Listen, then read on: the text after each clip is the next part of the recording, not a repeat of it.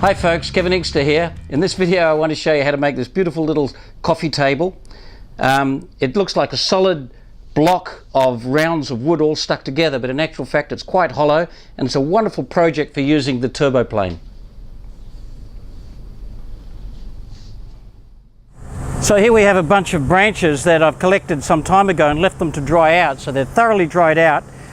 You can of course just cut down wood which is already dried out on the tree, but I collected these some time before. Now the idea is that you need to have enough to make up the perimeter of the table, and in my case that's about 1.5 meters side by side. I've selected wood from around about 30 mil up to about 50 mil. You can use almost any size timber really. I've now cut them to length. I used a radial arm saw. You can use any kind of a hand saw or a table saw. And when you cut them to length, cut them with about 20 mil excess so that you've got a bit of room to move when you're planing it at the end. So here I have two pieces of plywood, 300 millimeters by 300 millimeters. I'm going to cut the corners off them because I'm going to place the largest rounds in the corners, and then I'm going to fill the rest in with the other round pieces of wood. The bottom piece I'm going to cut a circular hole in the center so that I can get access to the underneath. Also it doesn't need to be solid.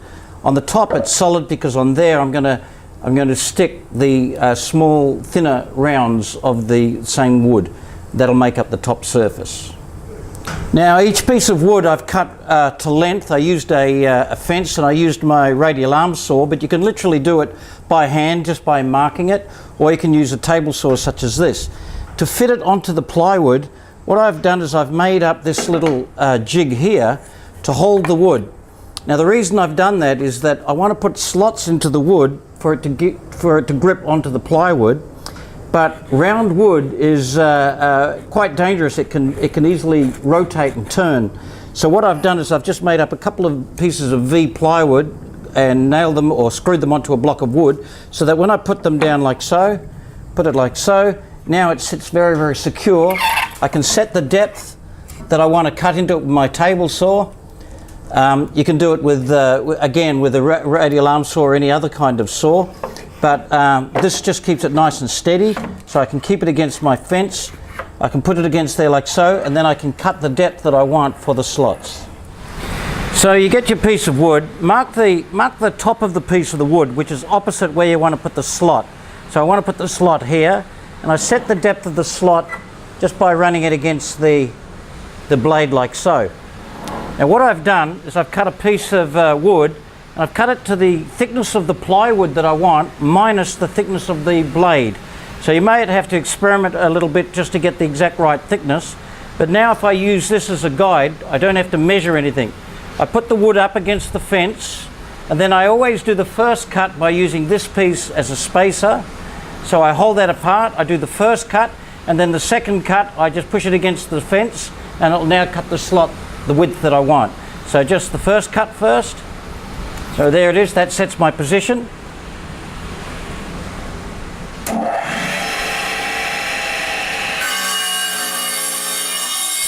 Like so. Bring it back, now against the fence.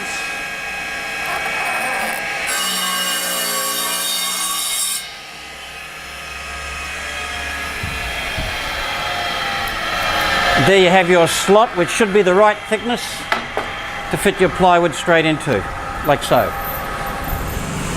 I've chosen the larger pieces to go on each of the corners.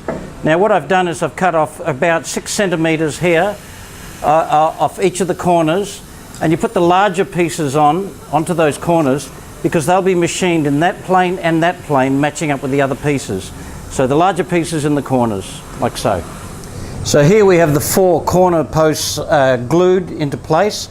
I just used clamps diagonally across the center to hold them in place. They've set now, and what I'll do now is I'll start fitting these pieces in between, and I'll shave bits off these just to make them fit nicely, and depending on how many I have to fit in there, I may have to shave one down to get a nice close fit.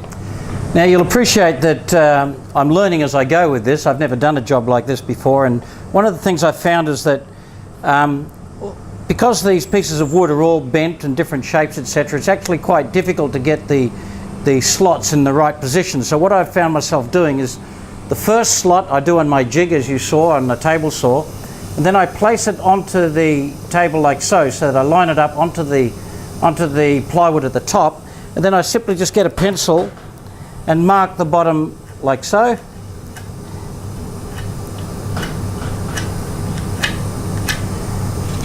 And then I cut this slot to match so that it's now the right distance and it drops into place. Another thing that I discovered is that because all the pieces are different shapes, it's a simple matter of just rotating it to find the best match for the piece alongside it.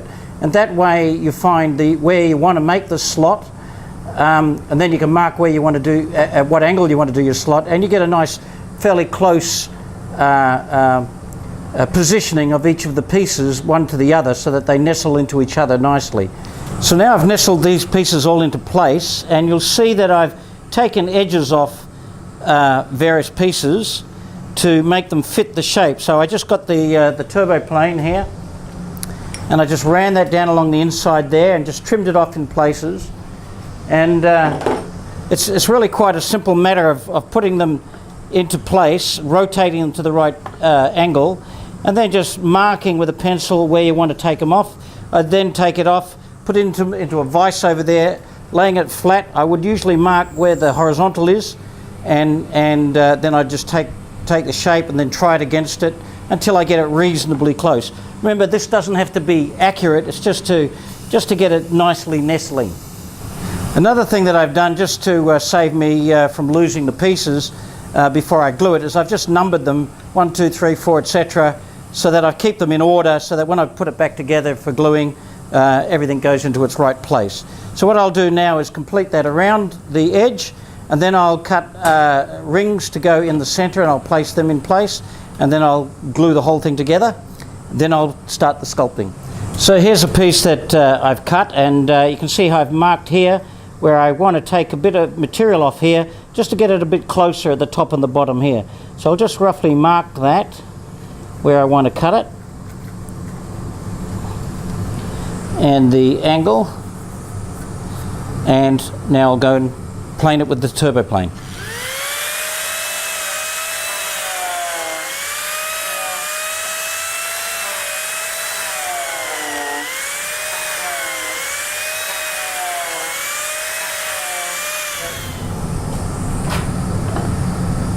So now all the side pieces are in place. They're not glued in yet, so I'll glue them in. And while that's setting, I'll cut a bunch of rounds to go in here.